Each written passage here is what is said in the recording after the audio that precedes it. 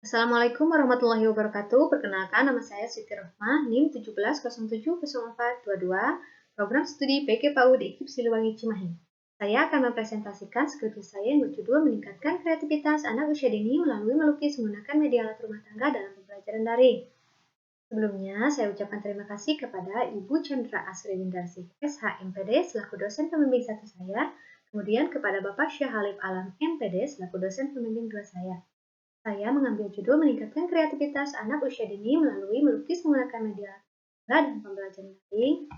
Tentunya dilatar belakangi dengan kurangnya media pembelajaran yang bervariasi untuk menunjang kegiatan yang kreatif dan inovatif untuk anak, sehingga kegiatan melukis anak selama belajar di rumah terlihat monoton.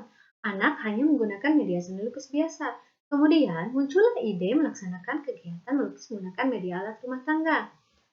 Adapun tujuan dari penelitian ini yaitu yang pertama, untuk mengetahui skenario dan implementasi dalam meningkatkan kreativitas anak usia dini melalui melukis menggunakan media alat rumah tangga dan pembelajaran daring. Selanjutnya, tujuan yang kedua, untuk mengetahui respon guru dan respon peserta didik dalam meningkatkan kreativitas anak usia dini melalui melukis menggunakan media alat rumah tangga dan pembelajaran daring. Selanjutnya, ada tujuan yang ketiga yaitu untuk mengetahui kendala yang dihadapi guru dalam meningkatkan kreativitas anak usia dini melalui melukis menggunakan media alat rumah tangga dan pembelajaran daring. Selanjutnya, di sini ada 4 konsep berdasarkan variabel penelitian. Yang pertama ada konsep kreativitas anak usia dini. Menurut Sternberg, dalam Pahriani 2016, halaman 193, kreativitas merupakan kombinasi dari inovasi, fleksibilitas, dan sensitivitas yang membuat seseorang mampu berpikir produktif berdasarkan kepuasan pribadi dan kepuasan lainnya. Kreativitas anak usia dini merupakan kemampuan berpikir atau keterampilan seorang individu kecil dalam menciptakan suatu karya yang kreatif dan inovatif. Selanjutnya di sini ada konsep yang kedua yaitu konsep melukis. Harta dan Mayar 2019 halaman 1398 menyatakan bahwa melukis merupakan kegiatan mengolah objek 3 dimensi ke dalam media 2 dimensi atau permukaan untuk mendapat kesan tertentu. Dan untuk dapat memberikan imajinasi tertentu dapat digunakan alat yang bervariasi dalam kegiatan melukis. Selanjutnya ada konsep yang ketiga yaitu konsep media alat rumah tangga. Karo dan Rohani 2018 halaman 93 menyatakan bahwa media merupakan perantara seorang pendidik kepada peserta didik yang berupa alat atau sarana yang mampu mengantarkan informasi pembelajaran. Sedangkan menurut KBBI, alat rumah tangga atau perabot adalah barang-barang atau perlengkapan. Dapat disimpulkan bahwa media alat rumah tangga merupakan perangkat alat yang bisa digunakan dalam kegiatan atau aktivitas rumah tangga yang digunakan untuk proses penyampaian informasi pembelajaran dari pendidik kepada peserta didik.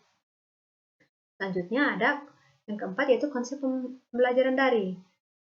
Rahman dan Alam 2020 halaman 11 menyatakan bahwa pembelajaran daring adalah pembelajaran yang dilaksanakan untuk mengatasi keterbatasan pembelajaran jarak jauh yang dilengkapi dengan penggunaan media yang memungkinkan pembelajaran menjadi efektif dan efisien karena adanya interaksi antara guru dan peserta didik.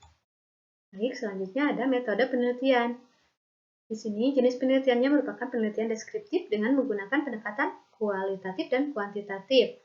Selanjutnya ada subjek penelitian yaitu guru atau pendidik di SPSS Ayuso yang berjumlah 1 orang dan peserta didik kelompok B usia 5-6 tahun yang berjumlah 12 anak terdiri dari 7 anak laki-laki dan 5 anak perempuan.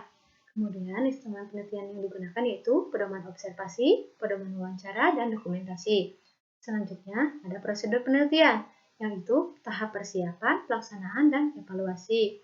Selanjutnya ada pengolahan data. Seluruh data dalam penelitian ini diolah dengan statistika deskriptif dengan menggunakan software SPSS 2.5 dan Microsoft Excel 2010. Kemudian untuk hasil dan pembahasan, yang pertama ada skenario dan implementasi. Di sini dapat kita lihat ada tabel data hasil observasi guru selama 8 pertemuan. Kemudian ada grafiknya juga. Lihat dari grafiknya ada peningkatan tiap pertemuan hasil observasi guru ya. Kemudian ini ada rubrik penilaian observasi guru.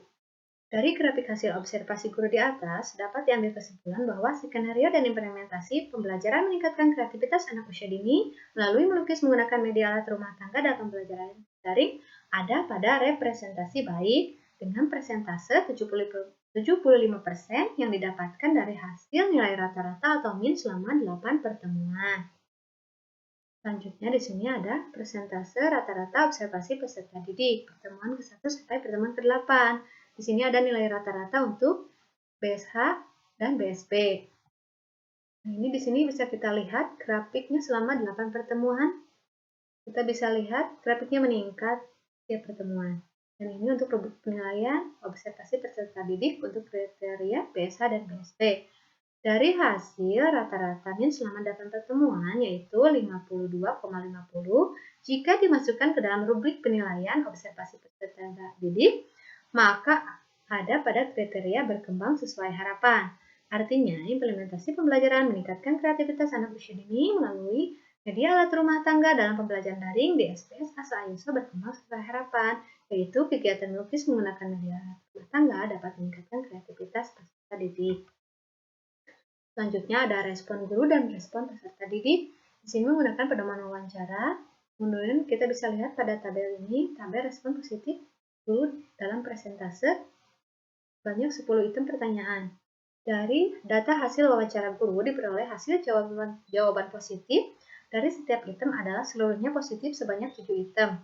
Artinya, 7 item direspon positif oleh guru. Kesimpulannya, respon guru pada pembelajaran meningkatkan kreativitas anak usia dini melalui melukis menggunakan media alat rumah tangga dalam pembelajaran daring ada pada respon positif. Selanjutnya di sini kita ada respon peserta didik menggunakan pedoman wawancara sama.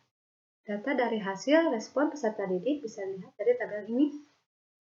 Banyak 10 item pertanyaan, hampir seluruhnya direspon positif oleh peserta didik.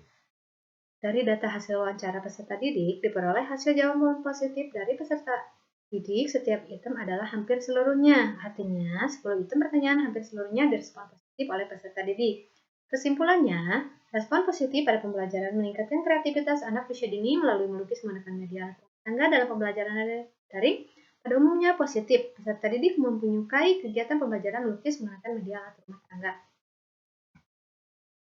Selanjutnya ada kendala-kendala yang dialami guru. Yang pertama ada setiap pertemuan tidak semua anak dapat mengikuti pelaksanaan kegiatan melukis menggunakan media alat rumah tangga dan pembelajaran daring untuk meningkatkan kreativitas secara tepat waktu. Hal ini disebabkan karena faktor kuota yang terbatas dan kesibukan orang tua. Selanjutnya ada tidak semua orang tua dapat mengikuti arahan guru dalam membimbing anak pada kegiatan melukis dengan menggunakan media alat rumah tangga dalam pembelajaran daring karena ada beberapa orang tua yang kurang memahami arahan yang diberikan oleh guru. Selanjutnya, kendala yang ketiga, tidak semua hasil lukisan yang dibuat anak dalam kegiatan melukis menggunakan media alat rumah tangga dalam pembelajaran daring sesuai tema karena orang tua yang kurang mengerti arahan guru. Kesimpulannya, berdasarkan hasil penelitian selama 8 pertemuan yang diperoleh, grafik hasil observasi guru dengan persentase 75% pada setiap pertemuan jika dimasukkan ke dalam rubrik penilaian observasi guru ada pada kriteria baik. Adapun grafik hasil observasi peserta didik meningkat pada setiap pertemuan dengan nilai rata-rata min selama 8 pertemuan yaitu 52,50 jika dimasukkan ke dalam rubrik penilaian observasi peserta didik, maka ada pada kriteria berkembang sesuai harapan. Sekian presentasi dari saya, mohon maaf bila ada kesalahan dan kekurangan.